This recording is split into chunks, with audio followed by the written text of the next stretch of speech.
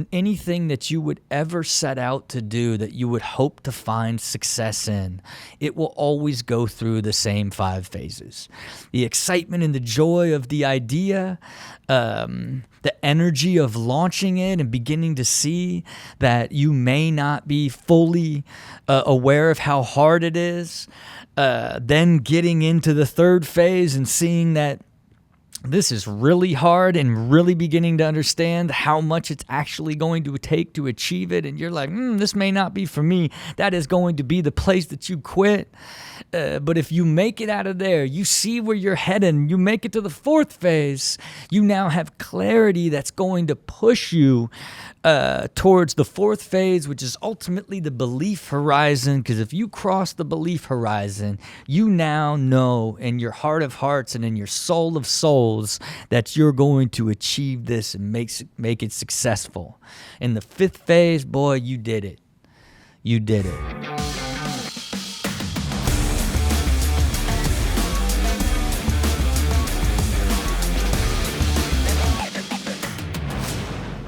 Welcome to Build with Rob. It is Rob Dyrdek, your host.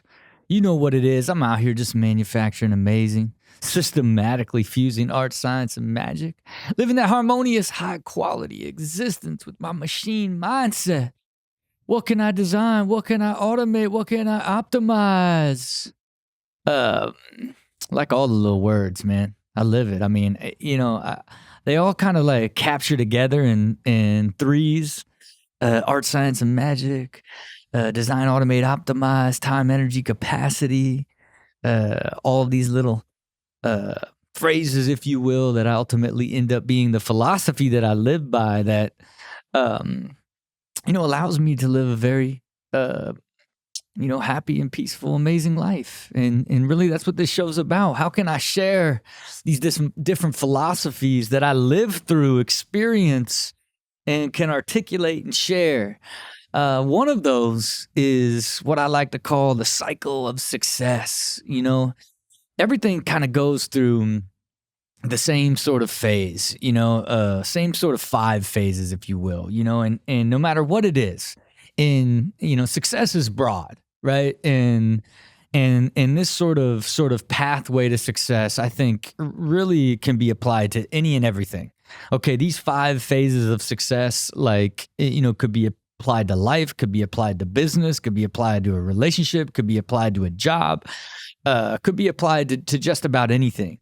And these 5 phases are as follows, and I'll get into them in a little bit more detail and use an example of a couple different things that I've been through scenario wise,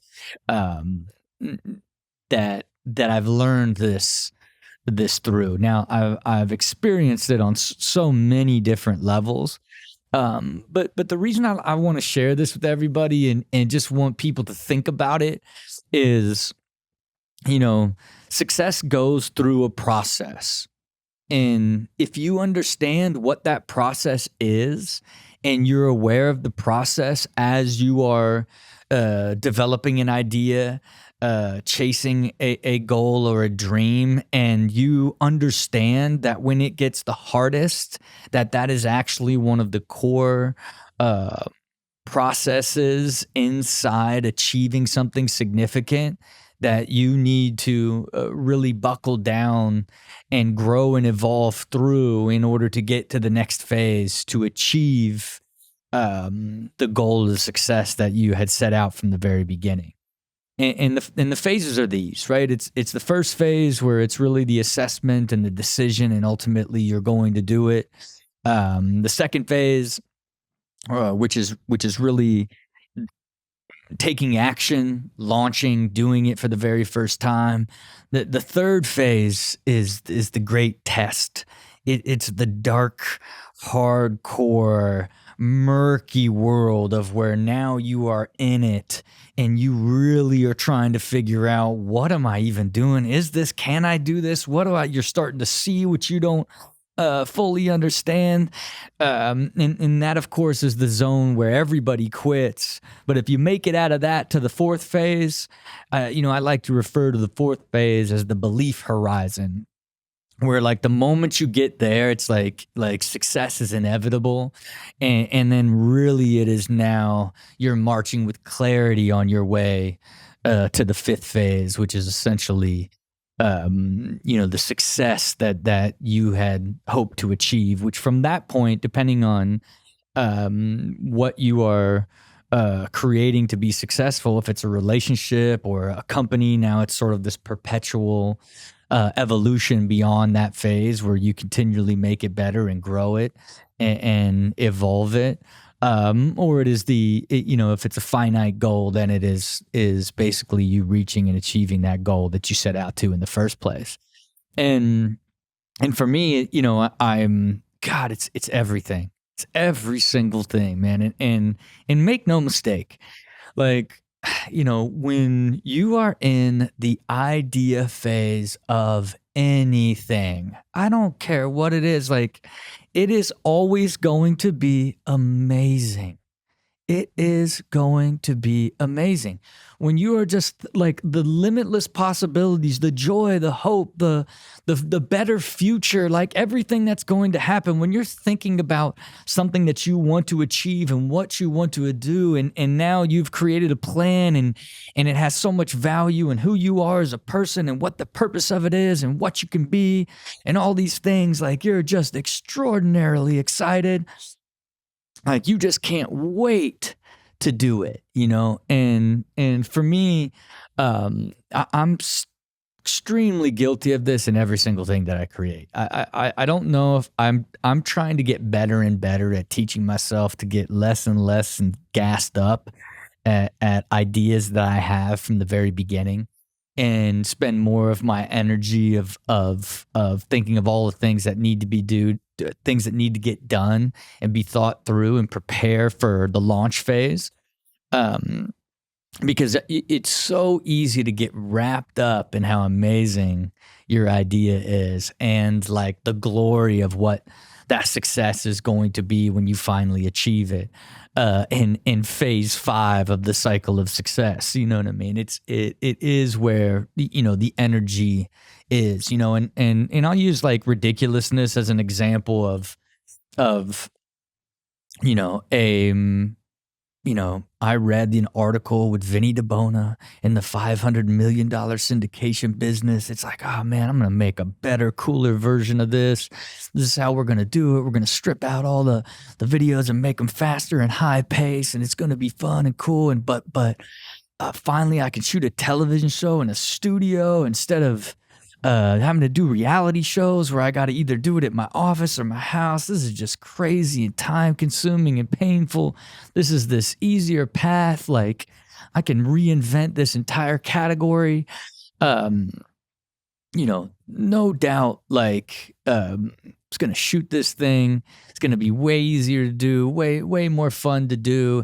And then it's time to put it together and do it, right? And that's the next big phase, right? It's the launch phase and actually doing it, right? So it's always amazing, exciting in phase 1. And in phase 2, you still got that same energy, right? Because you're like, man, here it goes. We're about to do this thing. Like, I don't care if it's a business, right? If it's a relationship, and like, oh, like now it's getting more serious. You finally meet someone. Now you're dating. Like now it's like, oh, this is going to be real. Whatever it may be. That launch phase of bringing your product to market.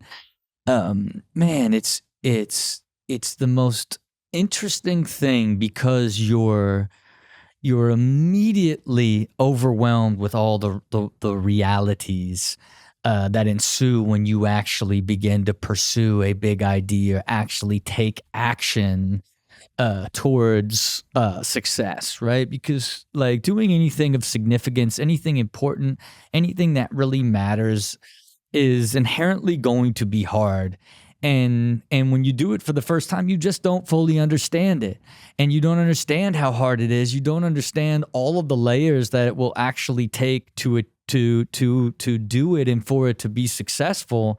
And that's really what becomes clear to you in the launch phase, and that's like it's disheartening in the beginning. So you got to be prepared. And even as I say this, you know this based off of almost anything that you've ever done before. Like you know that the idea of something made you really excited, and then actually going and doing it was really exciting to take the action and be on the way. And then immediately you begin to realize how difficult it is and what it actually takes to do that, you know. And I think in the case of ridiculousness is when we shot the pilot, you know, and man, if you can imagine, you know, to this day, it's still like so funny to me, like to give you context of how old ridiculousness is and how long it has been on the air. When I shot the pilot of Ridiculousness, it was a giant camcorder was where the screen was, as if it was a screen inside a camcorder. Okay. Inside a video camera. You know, the stage was a giant video camera. And to this day, I will tell you, like when we were developing the stage for the pilot, you know, the network was like, make it fun, like Fantasy Factory, like the world's biggest skateboard. And I hand sketched literally like the worst like video camera from like 94 and a hand sketch with like a little screen where the screen would flip out and the little camera. I hand sketched like literally terrible proportions. Like, I don't like the eyepiece, like the way the lens was like, it looked like a big trash can with a TV on the side, and shot a photo of it and sent it to the network. What do you think about this? They said, oh, that's perfect. We love that. And then the set designers recreated my terrible hand drawing of a camera trash can with the TV on the side. And that's what we shot the pilot on. You know, like that is how ridiculousness was from the beginning. And we got there at 6 a.m. and began shooting that pilot at like 8 or 9. And we left at like 10 at night. We left at 10 at night. And I thought to myself, okay, that was horrible. That wasn't fun. That was like, was that even funny? Like, what were we even shooting there, right? It's like, so I launched into that thinking this was going to be so incredible. Like, this is going to be so fun and funny. This is going to be so much better than shooting a reality show. I can just kind of go and now all the constructs of like trying to like figure out, do I tell jokes over these? Like, do we do voiceover? Like trying to figure out the whole thing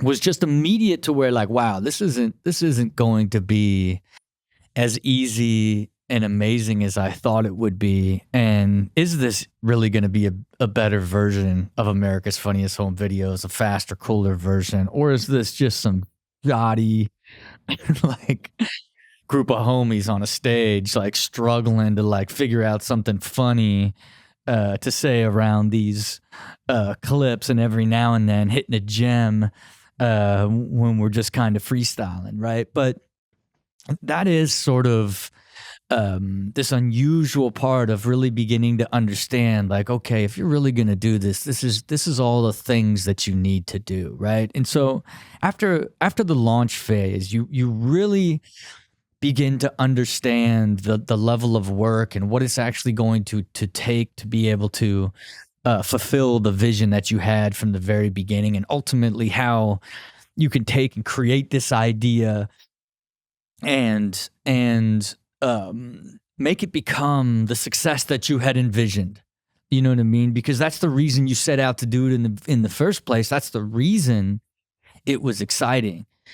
And now, man, now you enter into phase 3, man, where it's the great test, you know, and this is the darkest period, you know, in everybody's world as it relates to trying to create any success at any level in anything you ever attempt to do in life. Because at this point now, in phase 3, the reason I call it the great test, or in business it's called the valley of death, you know, it's like really, and in this phase, you essentially are learning and understanding all aspects of it that you never contemplated when you had the vision to build and achieve this in the beginning. Like you just are now faced with this much deeper understanding of how much you have to learn, how much more difficult it is than you realize.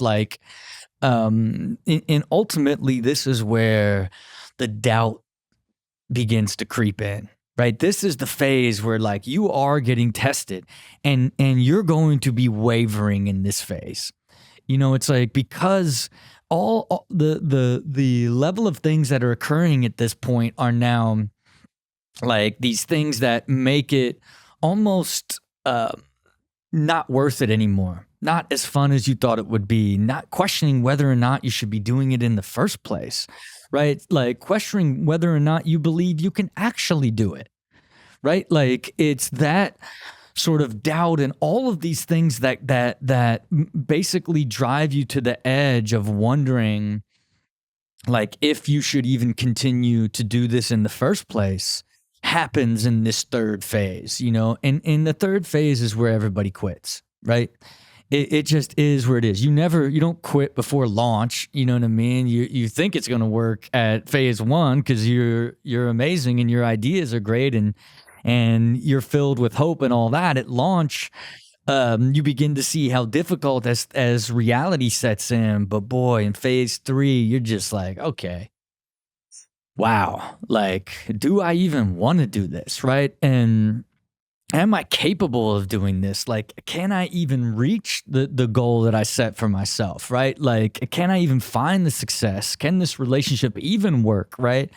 And that is, if that doubt falls all the way to a place of no longer believing it can work, then you will quit. I've said it a million times, like only people that lose belief quit. And it's the truth that in these 5 phases, this third phase of ultimately realizing how difficult it is or how much you actually have to do to achieve it, and do you even want to do it? Do you even believe you can do it?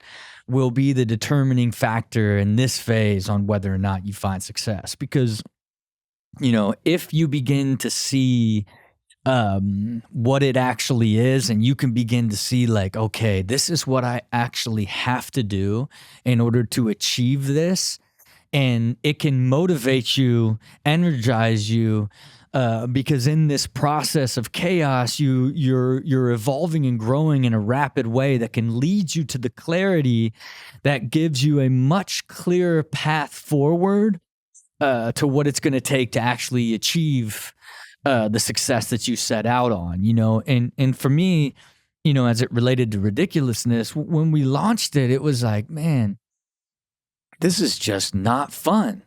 This is just not fun. It's taking all day. It's like, it's not only, was it a lot harder to shoot than I realized, and now they're forcing me to remember lines and come out to commercial, and now I got to reshoot all these things, and then now it's like, oh man, like we get through that first season, and now I have to go into a booth, and for those first 16 episodes, I had to like do a voiceover and a joke with writers in a booth, and it's like for hours for each episode, right? Just day in and day out. So now it's like each one of these episodes is taking forever to shoot. Then afterwards, like, I got to this place where it's like, oh, do I even want to do this? Like, and now I'm in this booth all the time, like just all this thing. Like then, all of that is kind of pushed back to sort of the chaos of it hasn't even been launched yet, right? So then the show launches, and it's like, got this re-energized on like, okay, like let's see how the world accepts this, and then I get hit with all this controversy of of the show ripping off other shows and like, oh, it's just a bad version of America's Funniest Home Video, like all these things, like all the chaos of it, and at that point, I really was like, man, do I even want to do this? Right? I remember specifically, telling my CEO at the time, like, man, it's not even worth it for me to do this. Like, I'm now like some host. I'm like a host of a show, like, and all this backlash, like from Robin Big to Fantasy Factory, and now I'm getting all this backlash, and the show itself is so much harder to do, and I'm not like, I don't even want to do this. Like, do I even want to do this? And that was my valley of death for ridiculousness, and ultimately it was like, is this thing even going to work?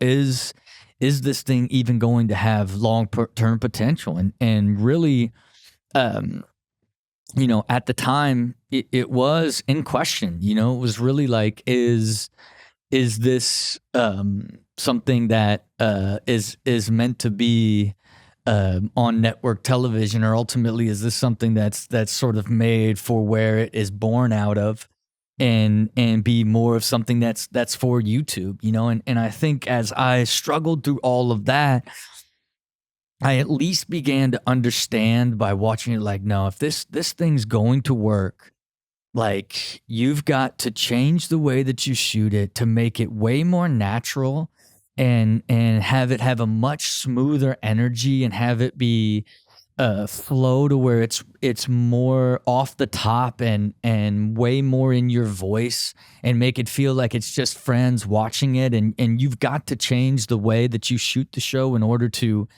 evolve evolve the way you do it, or else you're just not going to do it, and that was sort of what was happening in that sort of phase, right? Before you get to phase 4 is the special phase, right? Like, phase 4 is what I like to call the belief horizon, where, like, if you make it through all of that, and then now you see a path forward, that you can actually see how you can make this work, and it can really, really become successful, you become incredibly energized, right? And if you can push it up and get to that phase, there is this moment where it's like, you no longer question whether or not it's possible. Now it's like, how do you make it successful in a more rapid way now that it's completely clear to you? You've almost gone through the fire in phase 3 and learned everything that you needed to learn, and now applied that in phase 4, that now pushes you to this place where now you truly believe that you're going to make this successful, and that it's going to realize not the vision you set out for and hoped for, because you now have expanded into what it truly is, and then really evolved and became who you needed to become to actually make it successful. And now you believe that not only can you make it successful, but you will make it successful, right? And that is the power of that belief horizon, and for me, in the ridiculousness example, it was like when we finally began to build the shows much more efficiently, and now we went from shooting one show a day to 2 shows a day, to then shooting a show in an hour and a half, and then doing voiceovers right afterwards, and now you're doing these much more natural, much better flowing shows that are now much more fun to shoot, because you've gotten better at shooting them, and now you're basically building and finishing a show right there in the afternoon. It's not as taxing.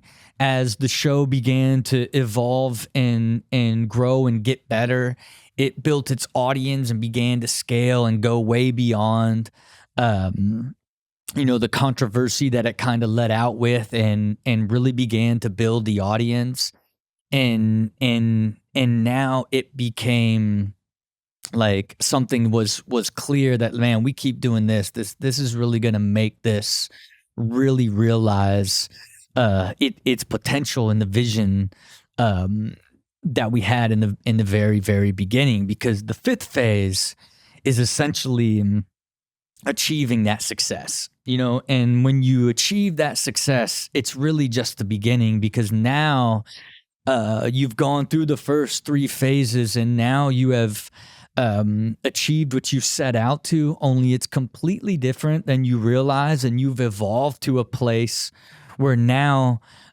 you understand what it is, and now you have the ability to make it better and better and better over time, and for me, that's what really allowed ridiculousness itself to go through perpetual automation and optimization, allowed me to continue to evolve and make the show better and better, higher and higher quality. We, getting better and better writers, coming up with better and better segments, refining the voice even further, even optimizing how I would prepare and develop and shoot the show, which allowed us to get to the point of shooting 6 episodes a day and shooting 252 a year. Where shooting 16 in the first year was enough to make me quit in the very beginning. And again, it's an unusual example, but it is true in anything that you would ever set out to do that you would hope to find success in. It will always go through the same 5 phases. The excitement and the joy of the idea, the energy of launching it and beginning to see that you may not be fully aware of how hard it is. Then getting into the third phase and seeing that this is really hard, and really beginning to understand how much it's actually going to take to achieve it. And you're like, this may not be for me. That is going to be the place that you quit. But if you make it out of there, you see where you're heading, you make it to the 4th phase, you now have clarity that's going to push you towards the 4th phase, which is ultimately the belief horizon. Because if you cross the belief horizon, you now know in your heart of hearts and in your soul of souls that you're going to achieve this and make it successful. In the 5th phase, boy, you did it. You did it. You actually achieved the success that you set out and had all that energy from the very beginning. But make no mistake, whenever you achieve the success that you envisioned from the very beginning, it's going to be 10 times as dynamic, more complex, and more amazing than you ever thought when you initially put that vision together in the very beginning. So just know that. Just know that as you set out in life to achieve anything and find success, and whatever it may be, that you will always be going through those 5 phases. And if you're aware of them, you will always understand them while you're in them and be able to persevere and ultimately continue pushing towards that great reward, which is the success you set out from in the very beginning. All right, there you have it. The philosophy of the cycle of success. Again, thank you all for tuning into the show. Wherever you're listening to the show, like and subscribe, comment, be a part of our universe. Check out our brands, check out our foundation, be a part of the show, all that at dyrdekmachine.com. And of course, you know what I'm about. I'm about allowing the world to reveal itself to me. Allowing myself to keep thinking till I create the right plan to find a pathway to that revelation, and then put in everything I got to realize that path. Until next time, see it, believe it, do it.